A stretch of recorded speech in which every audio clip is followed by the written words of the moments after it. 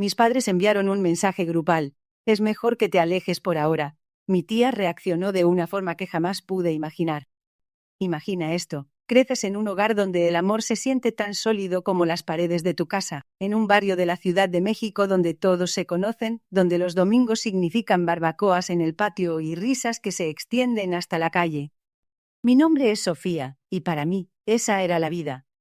Una vida de aparente normalidad, tejida con los hilos de la confianza y el cariño familiar. Pero, ¿qué pasaría si un día todo lo que creías saber sobre tu familia se desmoronara como un castillo de arena, revelando una verdad tan oscura y retorcida que te dejaría sin aliento? ¿Qué harías si descubrieras que las personas que juraron protegerte eran, en realidad, los arquitectos de tu mayor dolor? Todo comenzó con un mensaje de texto. Uno de esos mensajes que te sacuden el alma y te obligan a cuestionar cada recuerdo, cada gesto, cada palabra. Sofía, es mejor que te alejes por ahora. Hablaremos cuando sea el momento adecuado. Firmado por mis padres. No había un te queremos ni una explicación, solo esa frase fría y cortante como un cuchillo en el corazón. En ese instante la familiaridad de mi hogar se transformó en un campo minado. ¿Alejarme? ¿Por qué? Mi mente corría a 1000 por hora, buscando una explicación, una razón lógica detrás de esa cruel sentencia.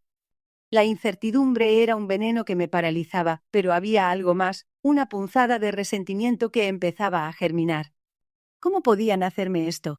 Lo primero que hice fue llamar a mi tía Elena, la hermana de mi mamá. Elena siempre fue mi confidente, mi segunda madre, la única persona en la que realmente confiaba con los ojos cerrados. Ella vivía en una casa colorida en Coyoacán, llena de plantas y artesanías mexicanas, un refugio de paz en medio del caos de la ciudad. Pensé que ella me daría consuelo, que me diría que todo era un malentendido, que mis padres estaban estresados. Pero su reacción no fue lo que esperaba. No hubo consuelo, no hubo explicación. Solo un silencio gélido al otro lado de la línea, seguido de una serie de evasivas que helaron mi sangre. Sofía, hay cosas que no entiendes. Es complicado. No puedo hablar de esto ahora. Su voz sonaba distante, casi irreconocible. Fue en ese momento, con la voz de mi tía resonando en mi oído, que la primera semilla de la traición se plantó en mi corazón. La confusión se convirtió en una obsesión. Cada llamada sin respuesta, cada mensaje ignorado, cada puerta cerrada en mi cara, alimentaba una llama de rabia que crecía sin control. Mis padres, mi tía, ¿qué estaban ocultando? Sentía que me habían arrancado una parte de mí, que me habían despojado de mi propia historia. La necesidad de saber la verdad se volvió una sed insaciable. No podía comer, no podía dormir. Cada sombra parecía esconder un secreto, cada conversación susurrada en la calle me parecía una conspiración. Me convertí en una sombra de lo que era, consumida por la idea de descubrir la verdad, sin importar el costo. Lo que descubrí después, lo que desenterré de las profundidades de un pasado que creía perfecto, fue mucho más devastador de lo que jamás pude haber imaginado. Una red de engaños tan intrincada, tan cruel, que me dejó al borde del abismo. Una revelación que no solo afectaba a mi familia, sino que tenía ramificaciones profundas, extendiéndose más allá de lo personal, tocando vidas que ni siquiera conocía. La verdad era una bestia fea, y cuando la encontré, no hubo vuelta atrás. La justicia se convirtió en mi única brújula, mi única meta. Lo que pasó después, la confrontación, la revelación pública, el impacto en sus vidas y en la mía, fue algo que nadie vio venir. Prepárate, porque esta historia no es solo sobre venganza, es sobre cómo una joven, destrozada por la traición, encontró una fuerza inquebrantable para reclamar su verdad. ¿Estás listo para saber lo que mis padres y mi tía me ocultaron y cómo lo descubrí? El aroma a chile poblano y epazotes siempre me regresaba a la cocina de mi abuela en Coyoacán, un refugio de calidez y consuelo. Mi nombre es Sofía y durante años esa cocina fue mi santuario, el único lugar donde sentía que realmente pertenecía. Mis padres, Miguel y Elena, eran figuras distantes, envueltas en sus propias ambiciones y el brillo artificial de la alta sociedad de Polanco. Rara vez cruzábamos palabras que no fueran trivialidades, y cualquier intento de conexión se desvanecía en el aire como el humo de un incienso barato. Siempre me sentí como una pieza de ajedrez en su tablero, movida según sus conveniencias, nunca por mi propia voluntad. Desde niña me enseñaron que mi valor residía en mi apariencia, en las conexiones que podía forjar, en la imagen impecable que debía proyectar. Una señorita de buena familia siempre sonríe, asterisco asterisco Sofía asterisco asterisco, me decía mi madre con una frialdad que helaba el alma. Esa frase se convirtió en mi mantra silencioso, una jaula dorada que me asfixiaba lentamente. La universidad, lejos de casa en Guadalajara, fue mi primer respiro. Allí conocí a Ricardo, un estudiante de arquitectura con ojos que prometían 1000 atardeceres. Con él, por primera vez, sentí que podía ser yo misma, sin máscaras ni expectativas. Sus abrazos eran un hogar, sus palabras un bálsamo para mi espíritu herido. Nos enamoramos con la intensidad de dos almas que se encuentran después de una vida de búsqueda. Planeábamos un futuro juntos, un pequeño departamento con una terraza llena de bugambilias, lejos del bullicio de la Ciudad de México y las exigencias de mis padres. La noche en que Ricardo me propuso matrimonio, bajo un cielo estrellado en tequila, sentí que mi vida finalmente tomaba un rumbo propio. La felicidad me desbordaba. Al día siguiente, con el anillo brillando en mi dedo, llamé a mis padres, ansiosa por compartir la noticia. Esperaba, quizás ingenuamente, una pizca de alegría, un atisbo de aprobación. En cambio, recibí un silencio gélido, seguido de una serie de preguntas inquisitivas sobre la fortuna de Ricardo, su apellido, su posición social. Días después el mensaje llegó. Un simple texto en nuestro chat familiar de WhatsApp de mi padre, pero con el tono inequívoco de mi madre detrás de cada palabra. Es mejor que te alejes por ahora. Asterisco asterisco Sofía asterisco asterisco. Ricardo no es el adecuado. Tu tía Gloria te visitará pronto para hablar contigo. La frialdad de esas palabras me atravesó el corazón como un puñal de hielo. No había cariño, no había preocupación, solo una orden disfrazada de consejo. En ese momento mi tía Gloria, la hermana de mi madre, era la única persona en la familia que me ofrecía algo parecido a un apoyo incondicional. Siempre había sido mi confidente, mi cómplice en las pequeñas rebeldías contra las normas estrictas de mis padres. Ella fue quien me enseñó a pintar, a encontrar belleza en lo imperfecto, a creer en mi propia voz. Pensé que ella sería mi aliada, mi refugio en medio de la tormenta que se avecinaba. Su reacción al mensaje de mis padres fue inmediata. Me llamó, su voz temblaba con una mezcla de indignación y preocupación. Asterisco asterisco Sofía asterisco asterisco, ¿qué está pasando? Tus padres. Esto es inaceptable. Necesito que me cuentes todo, con lujo de detalles. No estás sola en esto, mi niña. Sus palabras me dieron una chispa de esperanza. Creí que juntas podríamos enfrentar a mis padres, que ella me ayudaría a defender mi amor por Ricardo. Lo que no sabía entonces, lo que mi ingenuidad no me permitía ver, era que esa llamada, esa aparente muestra de apoyo, era solo el primer acto de una obra de teatro macabra. La semilla de la traición ya estaba sembrada, esperando el momento oportuno para germinar y enredarme en una red de engaños que ni en mis peores pesadillas hubiera imaginado.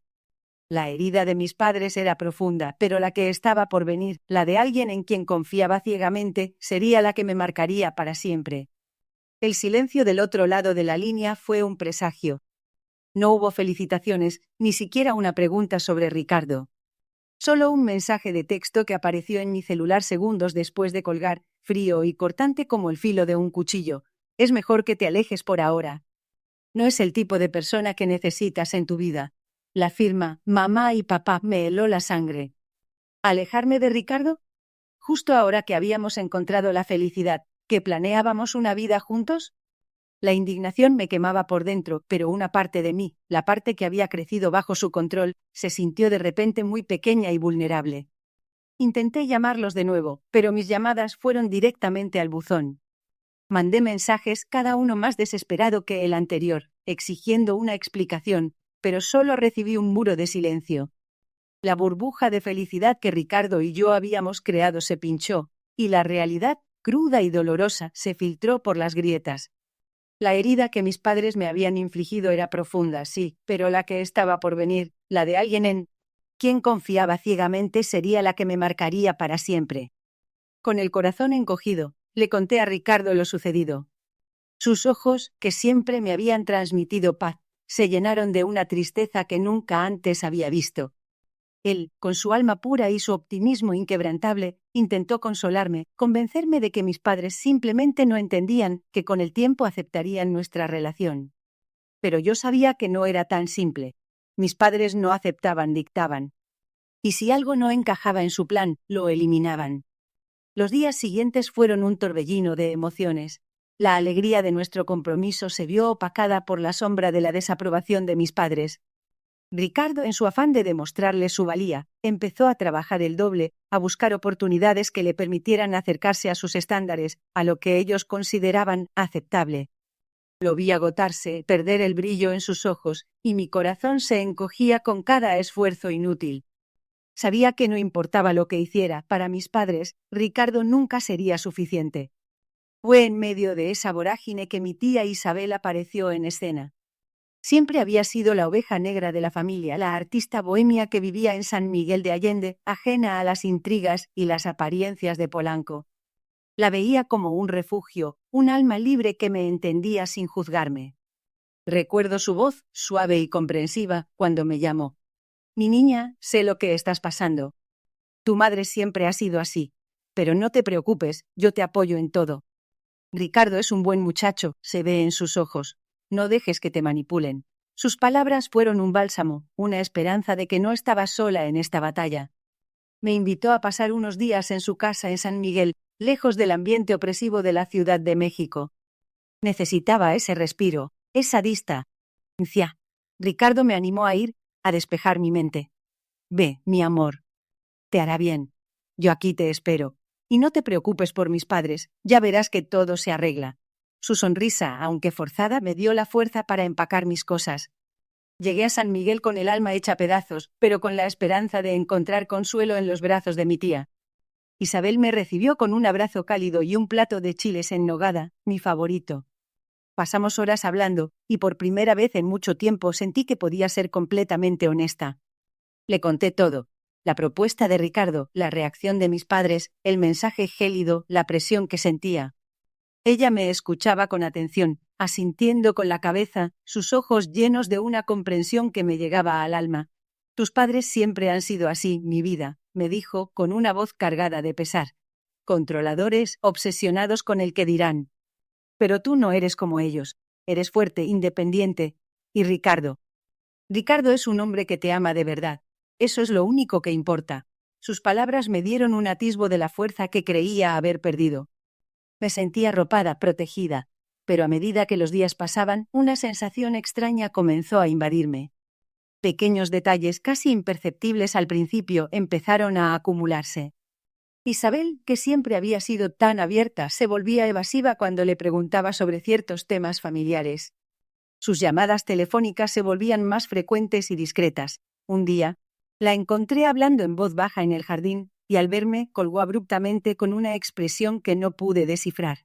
«Solo era una amiga», me dijo, con una sonrisa que no llegó a sus ojos. Mi intuición, que siempre me había servido bien, empezó a gritarme que algo no estaba bien. La confianza que había depositado en mi tía, esa roca inquebrantable que creía haber encontrado, comenzó a resquebrajarse. La semilla de la traición, sembrada por mis padres, ahora parecía estar germinando en el lugar menos esperado, en el corazón de alguien en quien había confiado ciegamente. Y lo que estaba a punto de descubrir me haría ver que la herida de mis padres era apenas un rasguño comparada con la puñalada que estaba por venir.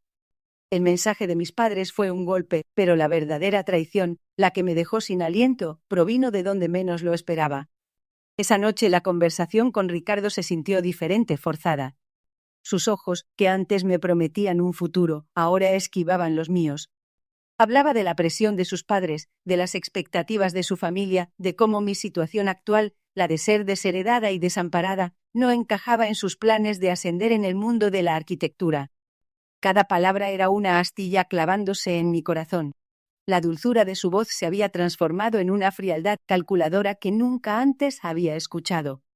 Intenté razonar con él, recordarle nuestros sueños, el pequeño departamento con bugambilias, la vida que habíamos imaginado lejos de las imposiciones. Pero Ricardo parecía una persona distinta, un extraño. Me dijo que el amor no era suficiente cuando había tanto en juego. Mencionó un proyecto ambicioso, una oportunidad de construir un complejo turístico de lujo en la costa de Oaxaca, y cómo mis padres, a pesar de haberme desheredado, aún tenían una influencia innegable en los círculos correctos. La ironía era cruel. La misma gente que me había desechado, ahora era la clave para su ascenso. La conversación terminó abruptamente. Ricardo se levantó, su rostro una máscara de determinación. Dijo que necesitaba tiempo, espacio para pensar, pero en sus ojos vi la verdad. Ya había tomado una decisión.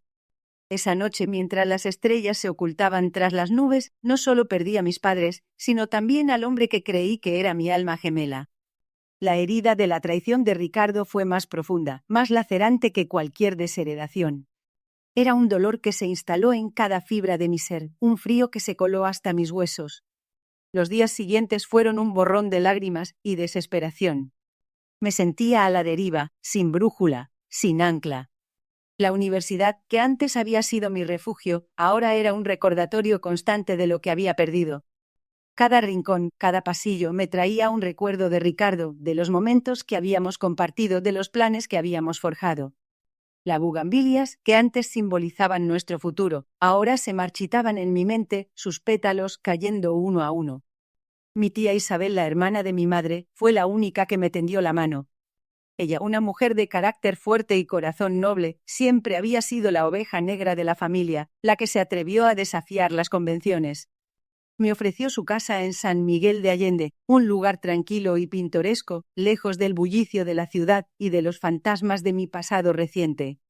Acepté, desesperada por escapar, por encontrar un lugar donde pudiera lamer mis heridas en paz.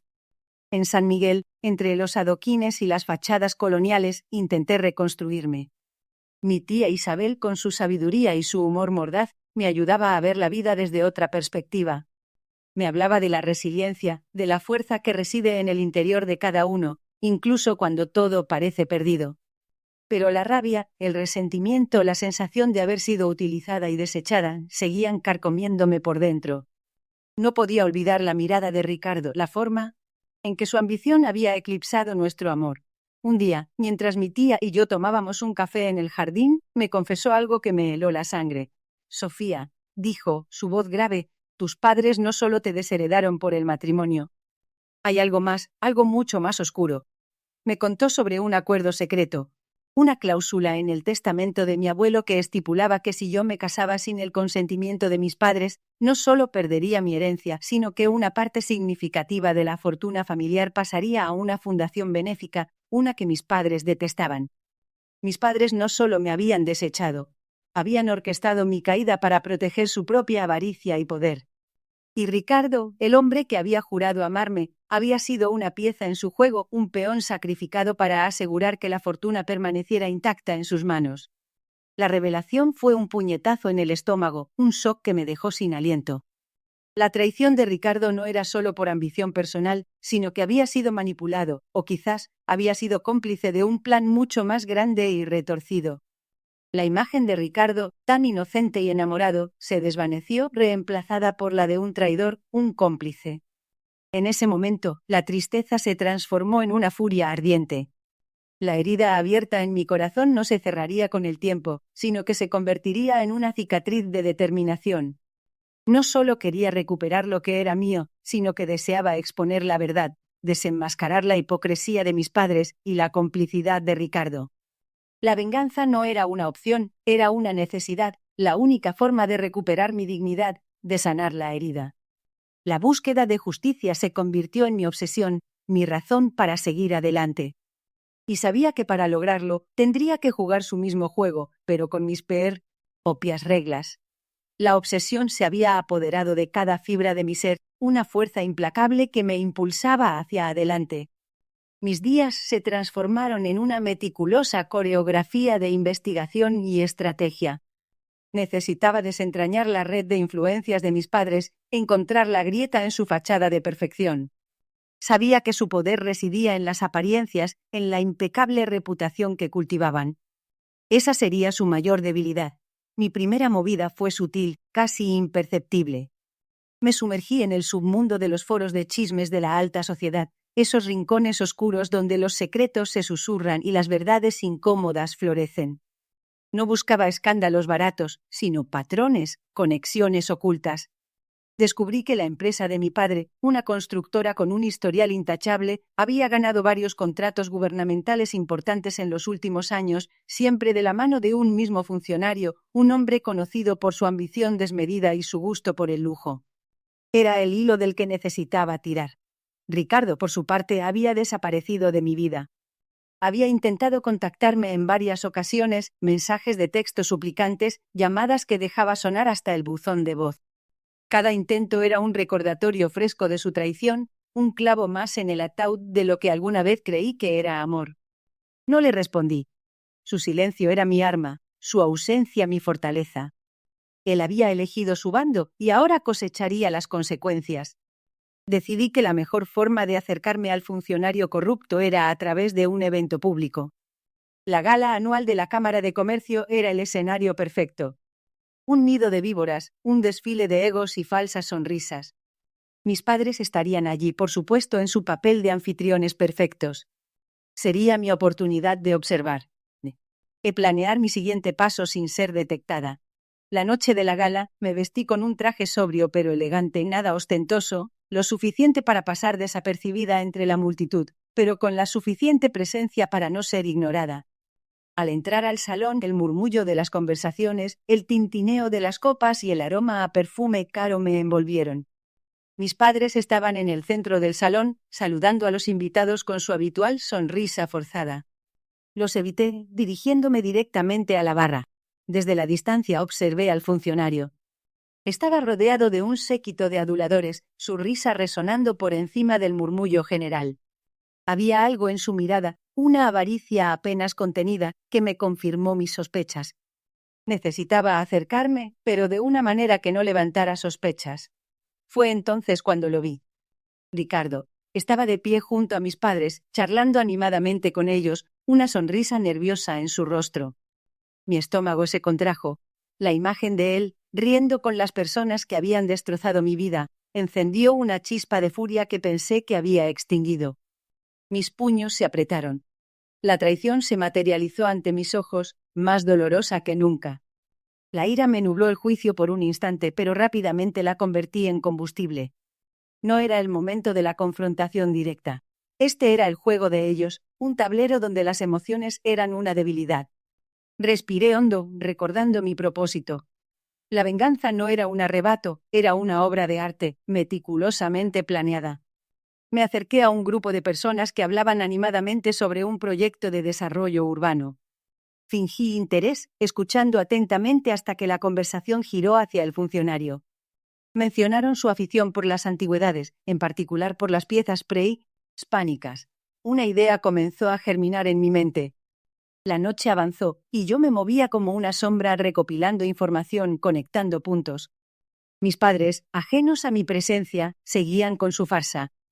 Ricardo, por su parte, parecía incómodo, lanzando miradas furtivas hacia la entrada, como si esperara a alguien. No era mi preocupación. Mi objetivo estaba claro. Antes de irme, pasé cerca de la mesa donde el funcionario estaba sentado. Dejé caer mi bolso accidentalmente, asegurándome de que él lo notara. Al agacharme para recogerlo, me disculpé con una sonrisa inocente. Nuestros ojos se encontraron por un instante. Su mirada era fría, calculadora, pero había un destello de curiosidad. Había plantado la semilla. Al salir de la gala, el aire fresco de la Ciudad de México me golpeó, disipando la atmósfera cargada del salón. Tenía la información que necesitaba. La debilidad del funcionario, el eslabón más débil en la cadena de mis padres, había sido revelada. El camino hacia la justicia, hacia mi propia redención, estaba comenzando a tomar forma. El resentimiento se había transformado en una obsesión fría y calculada. La confrontación se acercaba y sabía que esta vez sería yo quien dictaría las reglas del juego. La información sobre el funcionario, ese eslabón débil que mis padres habían subestimado, se convirtió en mi arma más potente. No solo conocía su adicción al juego, sino también sus deudas, sus conexiones ilícitas y el nombre del casino clandestino donde dilapidaba fortunas. Sabía que un hombre así, con tanto que perder, sería maleable. Mi plan no era destruirlo, sino usarlo. Necesitaba que él, desde dentro, activara la bomba que yo había preparado. El primer paso fue contactar a la tía de Ricardo. Ella, con su sabiduría silenciosa y su red de contactos, fue mi puente hacia el mundo que mis padres tanto despreciaban, el mundo de la verdad sin filtros. Le conté todo, cada detalle de la traición, la humillación, la forma en que me habían desechado. Sus ojos, llenos de una tristeza ancestral, me escucharon sin juicio. La justicia tarda, pero llega, mi niña, me dijo, su voz un susurro cargado de experiencia. Pero la venganza se cocina a fuego lento. Juntos, trazamos la estrategia. No sería un ataque frontal, sino una serie de movimientos precisos, calculados para desmantelar la fachada de mis padres pieza por pieza. El objetivo no era solo su reputación, sino el corazón de su imperio, ese que habían construido sobre la miseria de otros y la mía propia. La confrontación final se orquestó en el evento más importante del año para ellos, la gala benéfica anual de la fundación de mi padre. Un despliegue de lujo y apariencias donde la élite de la Ciudad de México se congregaba para aplaudir su filantropía. Yo, por supuesto, no estaba invitada. Mi presencia era un fantasma, una sombra incómoda que habían intentado borrar. Pero esta vez, mi sombra sería el foco de atención. Ricardo me llamó la noche anterior. Su voz tensa me preguntó si estaba segura. No hay vuelta atrás, Sofía, me dijo. Una vez que esto empiece, no habrá forma de detenerlo. Le aseguré que mi decisión era firme. Mi corazón ya no sentía miedo, solo una fría determinación. La Sofía ingenua que había creído en cuentos de hadas había muerto hace mucho tiempo. En su lugar, había nacido una mujer dispuesta a reclamar lo que era suyo. El día de la gala, el aire vibraba con una tensión palpable. Yo estaba en un hotel cercano, monitoreando cada movimiento. El funcionario, a quien llamaría el titiritero en mi mente, ya estaba en posición. Su misión era dar documentos clave a un periodista de investigación que había accedido a mi propuesta, exponer la red de corrupción de mis padres, sus tratos con empresas fantasma, el desvío de fondos de la fundación y, lo más doloroso para ellos, la verdad sobre el terreno en Coyoacán. La primera bomba estalló durante el discurso de mi padre.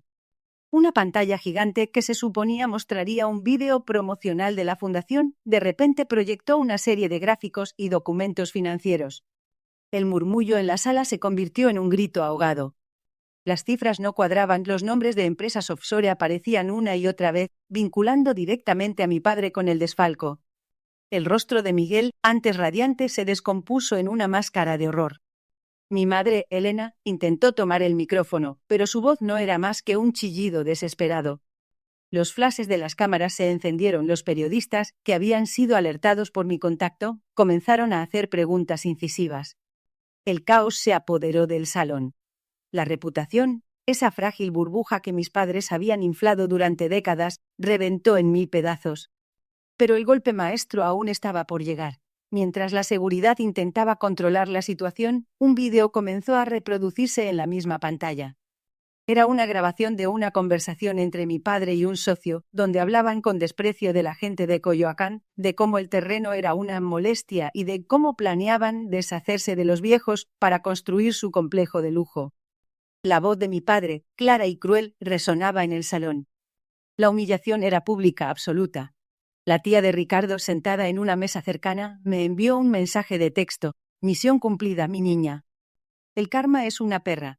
Yo observé todo desde las noticias en mi teléfono. Una sonrisa amarga en mis labios. No había alegría, solo una extraña sensación de vacío. La venganza, a pesar de su dulzura inicial, dejaba un regusto amargo. Mis padres, esas figuras imponentes que habían dominado mi vida, ahora eran solo un eco de lo que fueron. La confrontación había terminado y yo, Ricardo, había ganado. Pero la victoria se sentía extrañamente hueca. La victoria, con su sabor agridulce, me había dejado en un terreno desconocido. Había desmantelado la fachada de mis padres, expuesto sus secretos y les había arrebatado aquello que más valoraban, su reputación intachable. Las noticias de su caída se esparcían como pólvora en los círculos sociales de Polanco, y cada titular, cada chisme, era un clavo más en el ataúd de su orgullo. La tía Isabel, mi cómplice silenciosa, me envió un mensaje escueto. «Lo lograste, mi niño. Ahora, respira». Pero respirar se sentía extraño, como si el aire estuviera cargado de cenizas. Había pasado semanas sumergido en la vorágine de la venganza, cada fibra de mi ser enfocada en ese único objetivo. Ricardo, mi verdadero amor, había sido mi ancla, mi refugio en medio de la tormenta. Su amor incondicional, su paciencia infinita, me habían sostenido cuando sentía que me desmoronaba. Pero ahora, con la batalla terminada, me encontré con un vacío que la victoria no podía llenar. La ira que me había impulsado durante tanto tiempo se había disipado, dejando al descubierto una tristeza profunda, una herida que no era nueva, solo había sido enmascarada por el deseo de retribución. Una tarde, mientras Ricardo y yo paseábamos por el Parque México, el sol de la tarde filtrándose entre los árboles, me detuve en seco. Una familia reía a carcajadas en un picnic, los niños correteando, los padres mirándose con ternura. Una punzada de dolor me atravesó el pecho. Esa imagen idílica, tan ajena a mi propia infancia, me recordó lo que había perdido, o quizás lo que nunca había tenido. Ricardo notó mi cambio de ánimo. Me tomó de la mano, su pulgar acariciando suavemente mis nudillos. «Estás triste, Sofía», dijo, su voz suave y comprensiva. «La venganza no siempre trae la paz que uno espera, ¿verdad?» Sus palabras resonaron en mi alma. Había buscado justicia, sí, pero también había anhelado una forma de curar las viejas heridas, de llenar el vacío que mis padres habían dejado. Ricardo me abrazó, y por primera vez en mucho tiempo me permití llorar. Lloré por la niña que fui, por la soledad que me había acompañado, por el amor que nunca recibí. Lloré por la carga que había llevado en silencio, y por la extraña desolación de la victoria. Ricardo no dijo nada, solo me sostuvo, su calor un consuelo silencioso. Los días siguientes fueron un proceso de reconstrucción. Decidí que era momento de confrontar a mis padres una última vez, no con ira, sino con la verdad. Fui a la mansión de Polanco, ahora silenciosa y sombría. La encontré a mi madre sentada en el salón, la mirada perdida en el jardín.